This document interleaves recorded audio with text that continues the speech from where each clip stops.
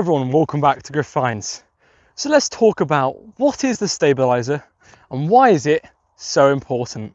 Okay guys, let's talk about the stabilizer. So the stabilizer is a filter and it is used to remove iron faulting within the field that you're detecting. So contrary to what other people may have told you about the Manticore, the stabilizer does not reduce the depth of the Manticore whatsoever. So then what does it do?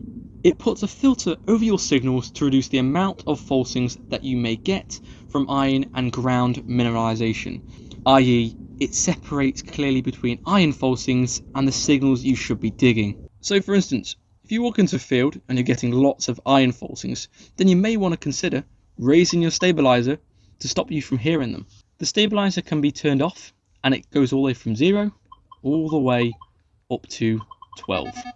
Every field or location is different. As detectorists, we know that every field is different from the past and to the next. So I would judge it on how many false signals you get at the beginning of a session to work through and detect.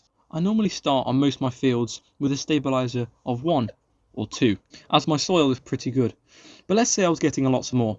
I'll probably raise it up, to 3, 4, maybe even 5. However, the higher you go on the stabilizer, there is more chance that the stabilizer filter starts filtering out the decent targets amongst the iron faultings, which you don't want. I would even argue that it's a balancing game with the stabilizer between the iron faultings and the decent signals. Too low of a stabilizer and you'll dig lots of false targets. Too high of a stabilizer and you'll potentially miss something. There needs to be a right balance for the field. However, with that being said, do not be afraid to use the stabilizer. Now you know what the stabilizer is and why it's so important you use it, or at least consider using it when you're out metal detecting with the Manticore. If you liked today's video, please consider telling me what other tutorials you think I should make about the Manticore down in the comments down below. And with that said, I'll see you all on the next.